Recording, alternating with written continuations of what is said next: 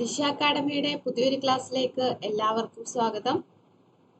നമ്മൾ ഇന്ന് പഠിക്കാൻ പോകുന്നത് മോഡേൺ ഹിസ്റ്ററിയുമായിട്ട് റിലേറ്റ് ചെയ്ത കുറച്ച് PYQs ആണ്.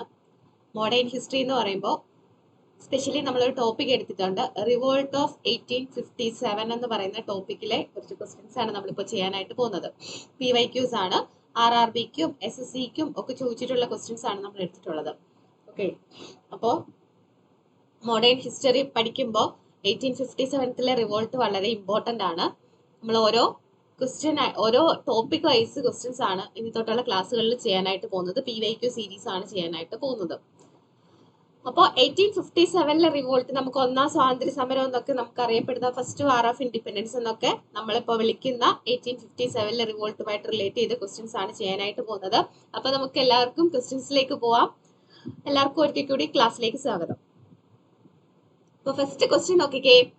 Which of the following was not a major cause of revolt of 1857 എന്നാണ് question. Which of the following was not a major cause of 1857 revolt എന്നാണ് ക്വസ്റ്റ്യൻ. നോട്ട് ആണ് കേട്ടോ. Discontent among Indian soldiers due to the new Enfield rifle cartridges ഒന്നാമത്തെ option ആണ്. High taxation policies and economic exploitation by the British. Second option the British policy of annexation through the doctrine of lapse. Third option, the reintroduction of the sati practice by the British in Bengal. അതാണ് fourth option. അപ്പോൾ നമ്മൾ 1857 revolt പഠിക്കുമ്പോൾ അത് ഉണ്ടാവാനുള്ള reasons ആയിട്ട് causes of 1857 revolt എന്ന് പറഞ്ഞ് നമ്മൾ പല സെക്ഷനുകളിലായിട്ട് പഠിക്കും അല്ലെ. എക്കണോമിക് കോസസ് പഠിക്കും, പൊളിറ്റിക്കൽ കോസസ് പഠിക്കും, അഡ്മിനിസ്ട്രേറ്റീവ് കോസസ് പഠിക്കും, മിലിറ്ററി കോസസ് പഠിക്കും, അതുപോലെ സോഷ്യോ ആൻഡ് റിലീജിയസ് കോസസ് എന്ന് പറഞ്ഞ് പഠിക്കും. അപ്പൊ ആ കോസസുകൾ ഓരോന്നും എടുത്തു വെച്ച് നോക്കുവാണെങ്കിൽ ഈ പറയുന്ന ഓപ്ഷനുകളിലുള്ള പലതും നമ്മൾ അവിടെ പഠിക്കുന്നതാണ്. Discontent among Indian soldiers due to the new Enfield rifle cartridges. അതെന്താണ്? മിലിറ്ററി കോഴ്സിനകത്ത് നമ്മൾ പഠിക്കും. ആദ്യമായിട്ടൊരു പുതിയ തരത്തിലുള്ള എൻഫീൽഡ് റൈഫിൾ തോക്കുകൾ നമ്മുടെ ഈ ഇന്ത്യൻ ക്യാമ്പുകളിലേക്ക് ഇവര് ഇൻട്രൊഡ്യൂസ് ചെയ്യാൻ തുടങ്ങുന്നു. അതുമായിട്ട് ബന്ധപ്പെട്ട് അത് യൂസ് ചെയ്യാൻ ഇന്ത്യൻ സിപ്പായിസില് മുസ്ലിംസ്, ഹിന്ദുസ് ആയിട്ടുള്ള ഇന്ത്യൻ സിപ്പോയിസ് വിസമ്മതം കാണിക്കുന്നു. അതിനുള്ള റീസൺ ആയിട്ട് ഈ കാട്രിഡ്ജിൽ യൂസ് ചെയ്തിരിക്കുന്നത് പന്നിയുടെയും പശുവിന്റെയും പിഗിന്റെയും കൗവിന്റെയും കൊഴുപ്പാണ് എന്ന് പറഞ്ഞ ആ ഒരു റൂമർ പരക്കുന്നതാണ് അതിന്റെ റീസൺ എന്നൊക്കെ പറഞ്ഞാൽ നമ്മൾ മിലിറ്ററി റീസൺസ് പഠിക്കും അല്ലെ. അതുപോലെ high taxation policies and economic exploitation by the British ആണല്ലോ. ഭയങ്കരമായിട്ടുള്ള ടാക്സ് ആണ് ഇവിടുത്തെ സാധാ കർഷകരിലേക്ക് പോലും ബ്രിട്ടീഷ് ഈസ്റ്റ് ഇന്ത്യ കമ്പനിയാണ് ആ സമയത്ത് ഭരണം നടത്തുന്നത്. ഈസ്റ്റ് ഇന്ത്യ കമ്പനി ഇമ്പോസ് ചെയ്തിരിക്കുന്നത് ഹൈ ടാക്സ് ആണ്. അവരുടെ പോളിസീസും എന്ന് വെച്ചാൽ കർഷകരാണെങ്കിൽ തന്നെ എന്തെങ്കിലും ഒരു ഡ്രോട്ടോ അല്ലെങ്കിൽ എന്തെങ്കിലും പ്രശ്നം വന്നു, അവർക്ക് കൃഷിക്ക് ആവശ്യത്തിന് ലാഭം കിട്ടിയില്ല, എന്നിരുന്നാലും ഹൈ ടാക്സ് തന്നെ അവർക്ക് കൊടുക്കണമായിരുന്നു. ടാക്സ് ഒക്കെ വളരെ കൂട്ടിയാണ്. അപ്പൊ അതെല്ലാം നമ്മുടെ ഇന്ത്യൻസിന് ബ്രിട്ടീഷുകാരോടുള്ള മനോഭാവം മാറാനുള്ള കാരണങ്ങളിൽ ഒന്നാണ്. പിന്നെ പല പോളിസീസ് അവര് ഇൻട്രൊഡ്യൂസ് ചെയ്തിട്ടുണ്ടായിരുന്നു അല്ലെ. ആ doctrine of lapse, subsidiary alliance പോലത്തെ പോളിസീസ് അവർ ഇൻട്രൊഡ്യൂസ് ചെയ്യുന്നു. അത് ഇന്ത്യയിൽ നിന്നുള്ള ആൾക്കാർക്ക് ഇവരോടുള്ള ദേഷ്യത്തിന് കാരണമാവുന്നു. Next option, the reintroduction of the sati practice by British in Bengal ആണ്. അപ്പോ ബ്രിട്ടീഷുകാരാണ് ഇവിടെ സതി നിരോധിക്കുന്നത് അല്ലെ. 1829 വില്യം ബെന്റിക് ആണ്. വില്യം ബെന്റിക് എല്ലാവർക്കും അറിയായിരിക്കും അല്ലെ. വില്യം ബെന്റിക് ആണ് നമ്മുടെ ഇന്ത്യയിൽ സതി നിരോധിക്കുന്നത്. രാജാറാം മോഹൻ റോയും അദ്ദേഹത്തിന്റെ പ്രസ്ഥാനമായ ബ്രഹ്മസമാജവുമാണ് ഈ സതി നിരോധനത്തിന്റെ പിന്നിൽ പ്രവർത്തിച്ചത്. രാജാറാം മോഹൻ റോയി എല്ലാവർക്കും അറിയായിരിക്കും. രാജാറാം മോഹൻ റോയി, പിന്നെ അദ്ദേഹത്തിന്റെ പ്രസ്ഥാനമായ ബ്രഹ്മസമാജ്. ഇതുമായിട്ട് റിലേറ്റ് ചെയ്ത് ഓർത്തിരിക്കണേ, ബ്രഹ്മസമാജ്.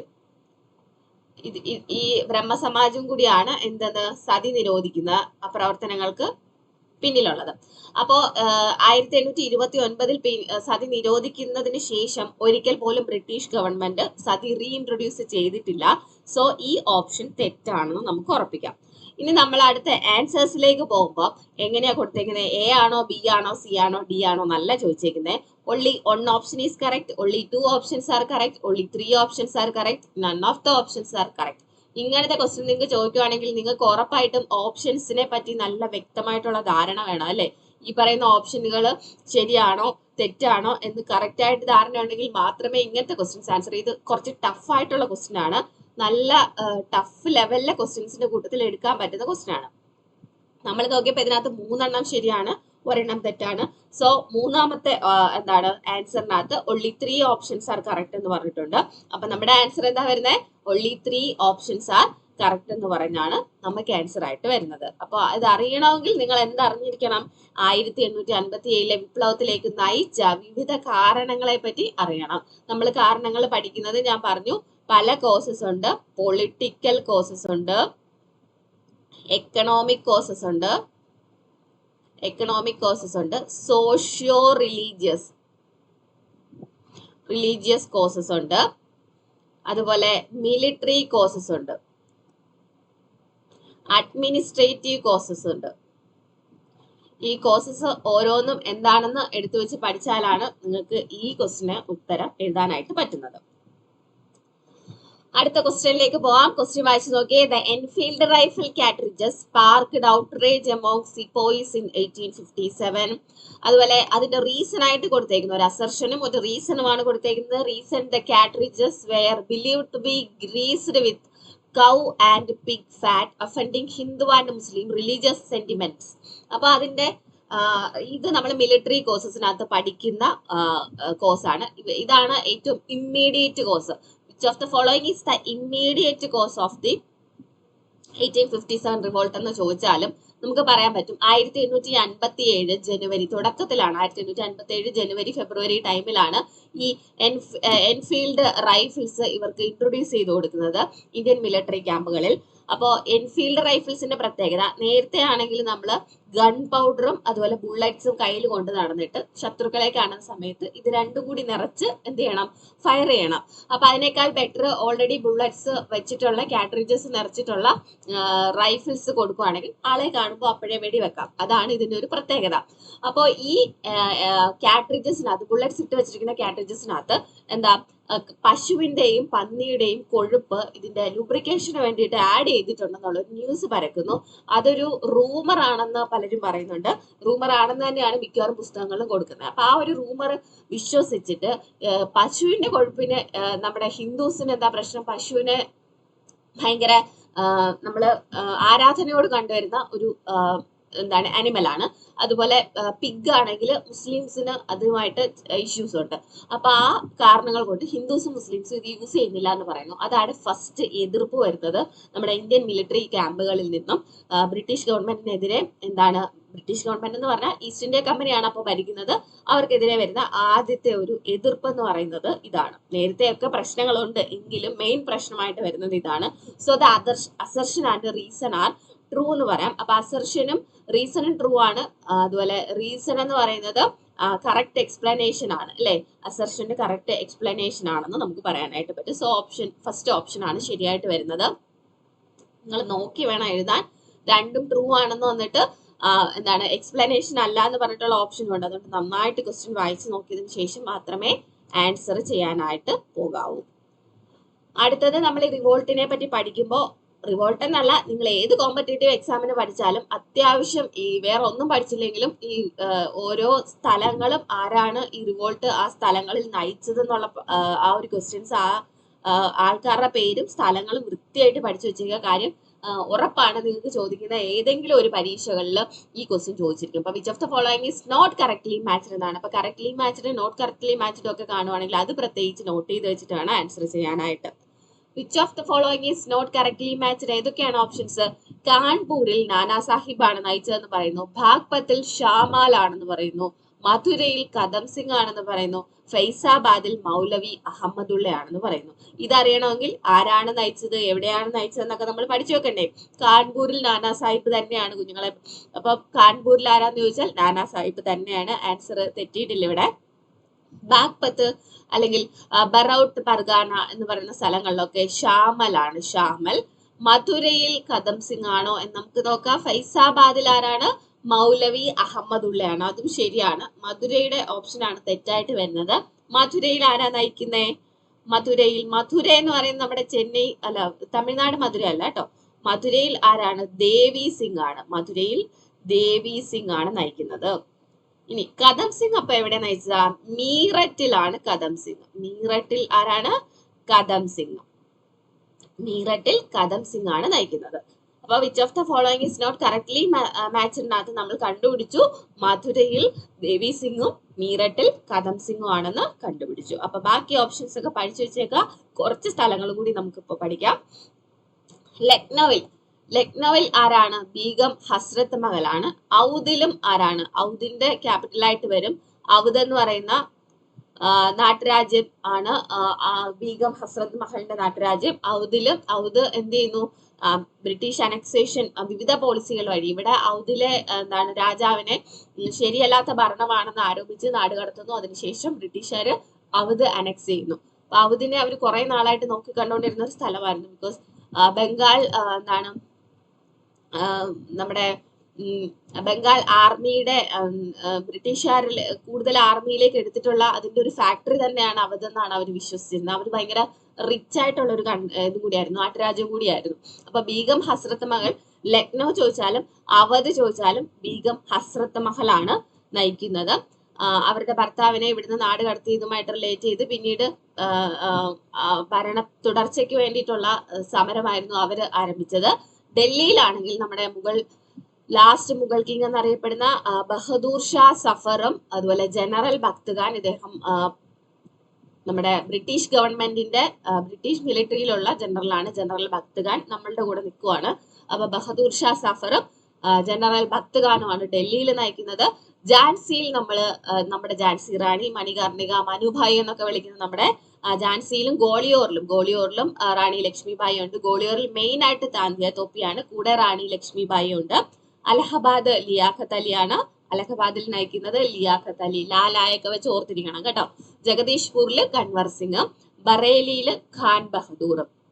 ഇത്രയും പേരുടെ പേര് പ്രീവിയസ്ലി ചോദിച്ചിട്ടുണ്ട്. സോ അതുകൊണ്ട് ഇത്രയും പേരുടെ പേര് നിങ്ങൾ പഠിച്ചു വെച്ചേക്കാം. നാനാ സാഹിബും താന്തിയ തോപ്പിയും കൂടി ചേർന്നിട്ടാണ് കാൺപൂരിൽ വരിക കേട്ടോ. നാനാ സാഹിബ്, താന്തിയ തോപ്പി ഇദ്ദേഹത്തിന്റെ സൈനിക ഉദ്യോഗസ്ഥനാണ്. താന്തിയ തോപ്പിനെ പറ്റിയൊക്കെ നല്ല രസമാണ് പഠിക്കാൻ. 1857 റിവോൾട്ട് പഠിക്കുകയാണെങ്കിൽ ഇവരെ പറ്റിയൊക്കെ ഓരോരുത്തരെ പറ്റിയും പഠിച്ചു വെക്കേണ്ട ആവശ്യമുണ്ട്. നമ്മുടെ ദിശ അക്കാഡമിയിൽ എല്ലാ പോർഷൻസുമായിട്ട് റിലേറ്റ് ചെയ്ത് വളരെ ബേസിക് ആയിട്ടുള്ള ക്ലാസ്സുകൾ നമ്മുടെ ആപ്പിൽ റൺ ചെയ്യുന്നുണ്ട്. അപ്പോൾ NTPC ഓൺലൈൻ കോഴ്സുകൾ നിങ്ങൾക്ക് ഓഫ്ലൈൻ ബാച്ചും ഉണ്ട്, ഓൺലൈൻ ക്ലാസ്സസും ഉണ്ട്. ഓൺലൈൻ ക്ലാസ്സസ് നമ്മൾ പ്രൊവൈഡ് ചെയ്യുന്നത് ആപ്പ് വഴിയാണ്. നിങ്ങൾക്ക് വളരെ ബേസിക് ആയിട്ടുള്ള വളരെ നല്ല ക്ലാസ്സുകൾ NTPC ആയിട്ട് റിലേറ്റ് ചെയ്ത്, SSC ഉണ്ട്, NTPC എല്ലാമായിട്ട് റിലേറ്റ് ചെയ്ത് ദിശ അക്കാഡമി പ്രൊവൈഡ് ചെയ്യുന്നുണ്ട്. അപ്പൊ അതിനെപ്പറ്റിയുള്ള കൂടുതൽ വിവരങ്ങളൊക്കെ അറിയുന്നതിന് വേണ്ടിയിട്ട് നിങ്ങൾക്ക് സ്ക്രീനിൽ കാണുന്ന നമ്പറിൽ കോൺടാക്ട് ചെയ്യാം. ഈ ടോപ്പിക്കുകളെല്ലാം PYQ നമ്മൾ ചെയ്യുന്ന ടോപ്പിക്കുകളെല്ലാം ബേസ് ചെയ്ത വളരെ എലാബറേറ്റഡ് ആയിട്ടുള്ള ക്ലാസ്സുകൾ ആപ്പിൽ റൺ ചെയ്യുന്നുണ്ട് ഇപ്പോൾ. അപ്പോൾ നിങ്ങൾക്ക് കോഴ്സ് പർച്ചേസ് ചെയ്യണമെങ്കിൽ ഇപ്പോൾ ഈ കാണുന്ന നമ്പറിൽ കോൺടാക്ട് ചെയ്താൽ കോഴ്സ് പർച്ചേസ് ചെയ്യാനായിട്ട് പറ്റും.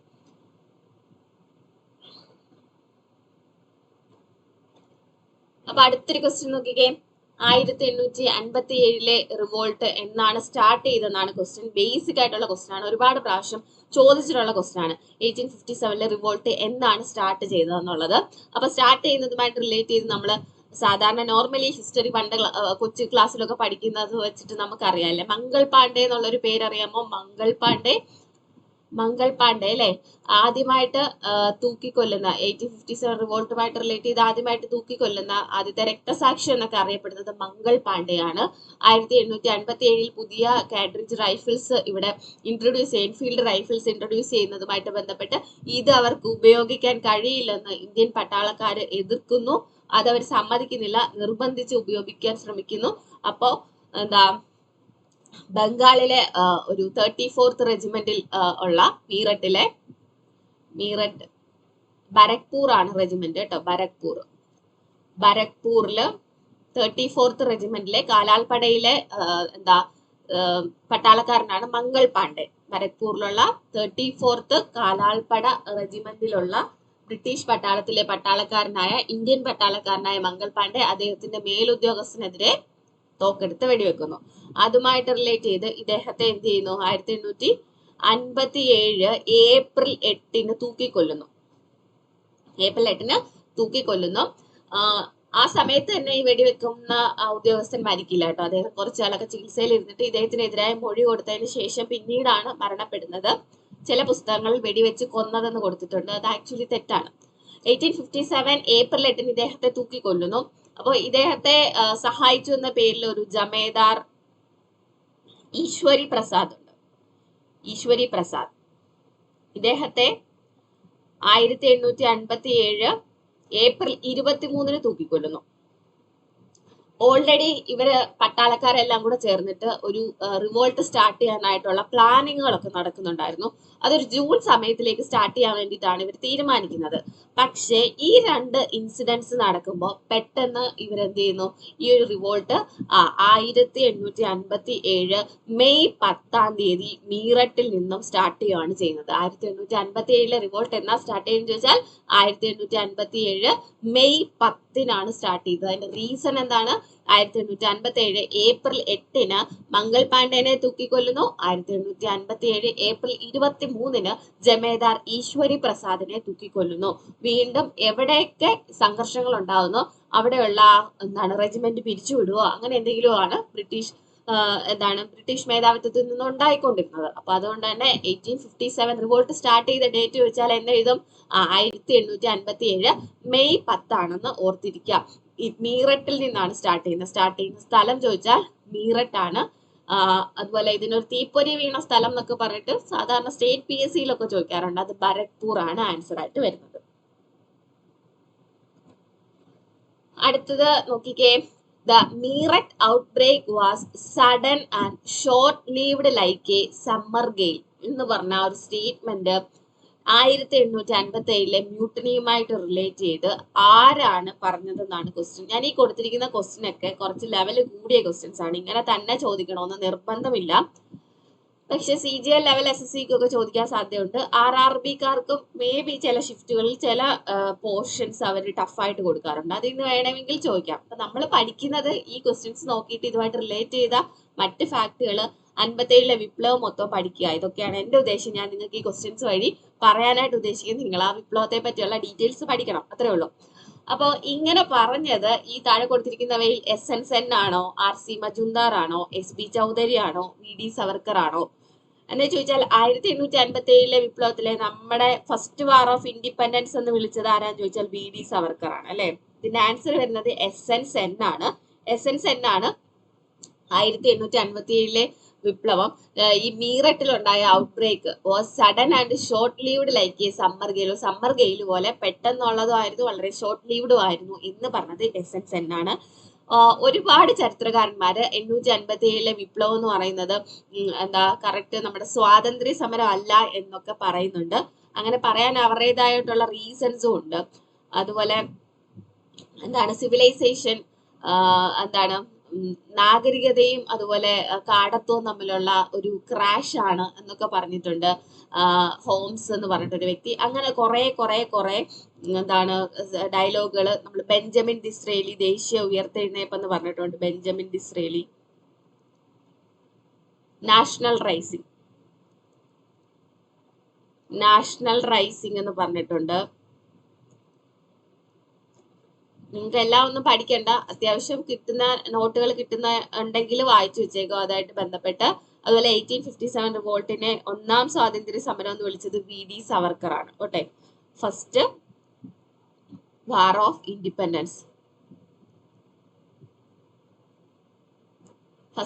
ഇൻഡിപെൻഡൻസ് എന്ന് വിളിച്ചത് VD സവർക്കർ ആണ്. നാഷണൽ റൈസിംഗ് എന്ന് വിളിച്ചത് ബെഞ്ചമിൻ ഡിസ്രേലി ആണ്. മീററ്റ് ഔട്ട് ബ്രേക്ക് എന്ന് പറയുന്നത് ഷോർട്ട് ലീവ്ഡ് ലൈക്ക് സമ്മർ ഗെയിൽ എന്ന് പറഞ്ഞത് SN സെൻ ആണ്. ഇനി കുറെ ഉണ്ട്, എല്ലാം പറഞ്ഞുകൊണ്ടിരുന്നാൽ നമ്മുടെ സമയം പോകും. Okay, next question. What was the role of Tantia Tope in 1857 mutiny എന്നാണ് ക്വസ്റ്റ്യൻ.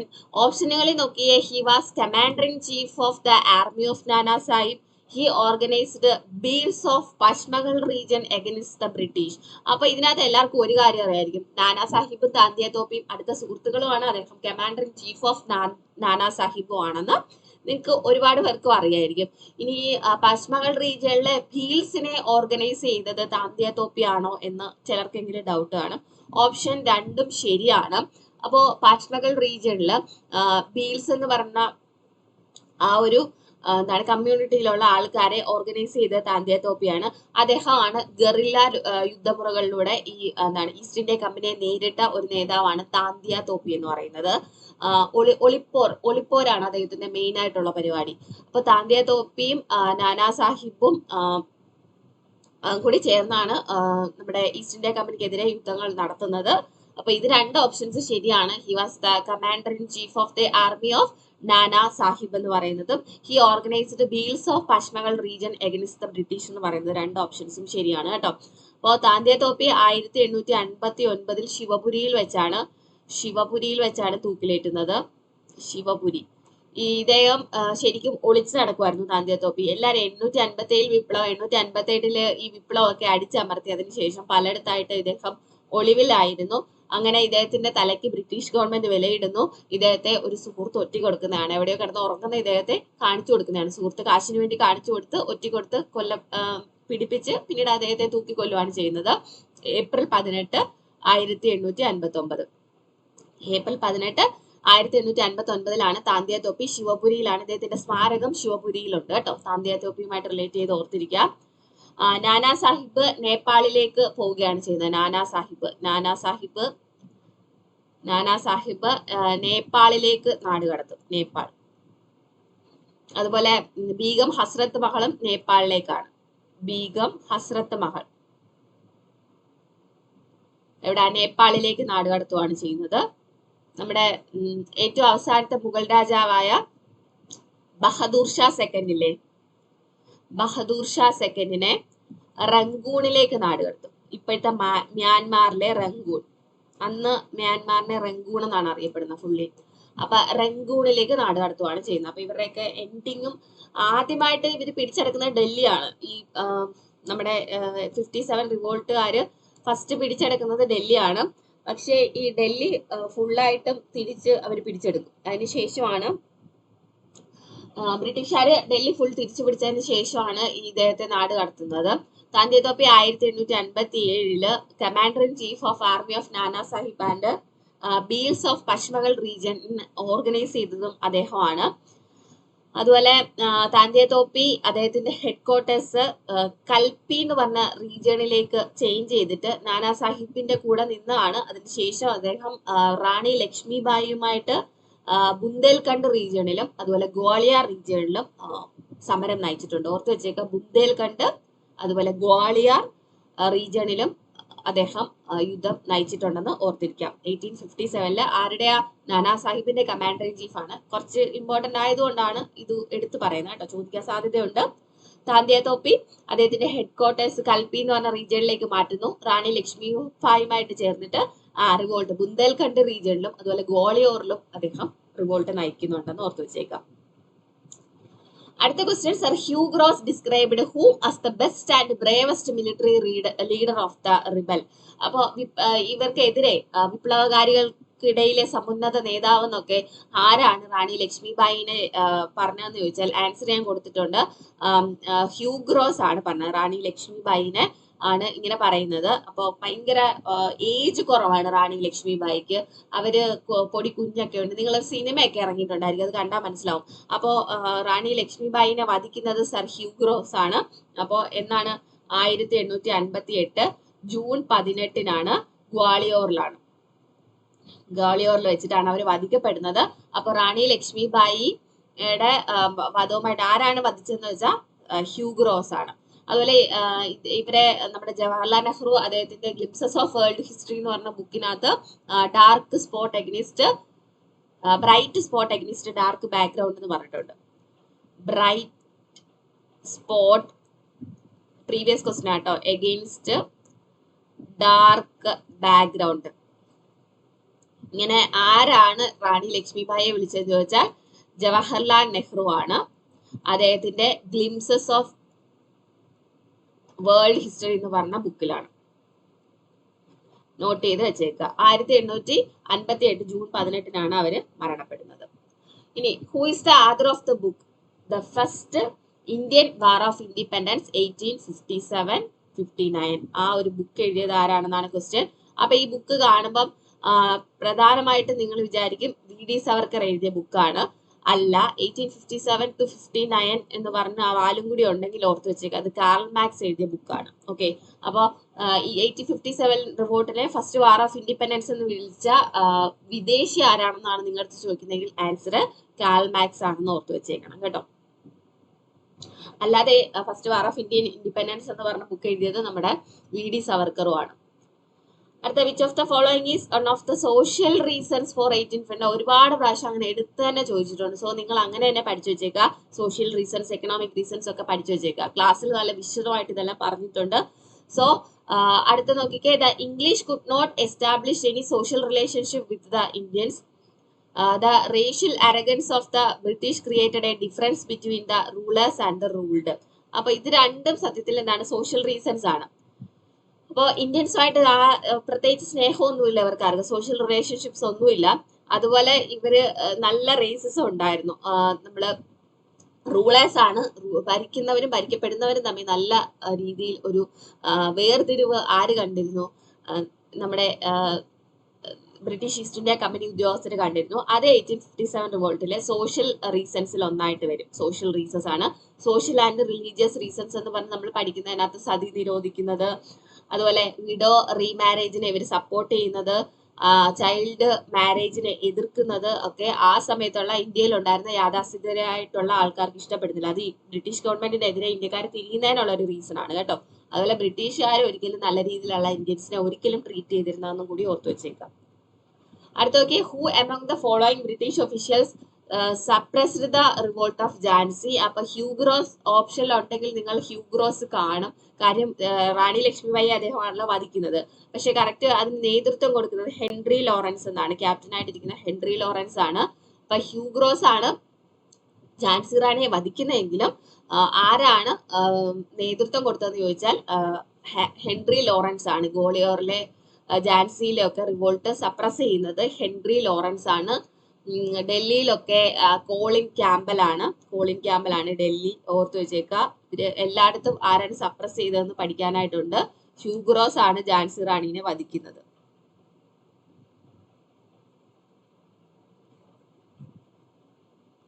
ഓക്കെ, അത് ഓർത്തു വെച്ചേക്കാം. അടുത്ത ക്വസ്റ്റ്യൻ നോക്കിയേ, which of the following leader associated with Baraut in Uttar Pradesh during 1857 revolt. നമ്മൾ നേരത്തെ പഠിച്ചതിന്റെ കൂട്ടത്തിൽ ഞാൻ ഒരു വട്ടം പറഞ്ഞായിരുന്നു. ആരാണ്? ബറൌട്ട് പർഗാന എന്ന് പറഞ്ഞ സ്ഥലത്ത് ഷാമലാണ്. ഓക്കെ, അതുപോലെ കുറെ നമ്മൾ പഠിച്ചു. മൗലവി അഹമ്മദുള്ള എവിടെ ആയിരുന്നു? ഫൈസാബാദിലായിരുന്നു അല്ലെ? ഫൈസാബാദിലായിരുന്നു. താന്തിയ തോപ്പി നാനാ സാഹിബും ഒക്കെ എവിടെയാണ് നമ്മൾ പഠിച്ചു? ബീഹാറിൽ. കൻവർ സിംഗ് ആണ് ബീഹാറില്. താന്തിയ തോപ്പി എന്താ കാൺപൂർ പഠിച്ചു നമ്മള്. പിന്നെ എവിടെയൊക്കെ പഠിച്ചു? ഗ്വാളിയോർ പഠിച്ചു. ബുന്ദേൽഖണ്ഡ് പഠിച്ചു. ഇവിടെയൊക്കെ ആരാണ്? താന്തിയ തോപ്പിയാണ്. ബറൌട്ട് പർഗാനയിൽ ഷാമാലാണ്. മൗലവി അഹമ്മദുള്ള ഫൈസാബാദ് പഠിച്ചു. അതുപോലെ താന്തിയ തോപ്പി പഠിച്ചു. കൻവർ സിംഗ് ബീഹാർ ആണ്. ഇവരെയൊക്കെ നമ്മൾ നോക്കിയായിരുന്നു അല്ലെ? അപ്പൊ അത് ഇനി തെറ്റിക്കില്ലല്ലോ. അപ്പോൾ ഇത്രയാണ് മെയിൻ ആയിട്ട് ഞാൻ നിങ്ങൾക്ക് പ്രൊവൈഡ് ചെയ്യുന്ന ക്വസ്റ്റ്യൻസ് ഇതുമായിട്ട് റിലേറ്റ് ചെയ്ത്. അപ്പോൾ ഇനി ഒരുപാട് ക്വസ്റ്റ്യൻസ് ഉണ്ട്. തൽക്കാലം ഞാൻ ഇവിടെ വെച്ച് വൈൻഡപ്പ് ചെയ്യുവാണ്. ഇനി അടുത്തൊരു പോർഷനുമായിട്ട് കുറച്ചധികം ക്വസ്റ്റ്യൻസുമായിട്ട് നമുക്ക് അടുത്ത ക്ലാസ്സിൽ കാണാം. അപ്പൊ ഇത്രയും ക്വസ്റ്റ്യൻസ് അതിന്റെ റിലേറ്റഡ് ഫാക്ടർ നിങ്ങൾക്ക് യൂസ്ഫുൾ ആയെന്ന് വിചാരിക്കുന്നു. അപ്പോൾ എല്ലാവർക്കും താങ്ക്സ്. ഇനി അടുത്ത ക്ലാസ്സിൽ മറ്റൊരു ടോപ്പിക്കുമായിട്ട് വീണ്ടും കാണാം. Thank you.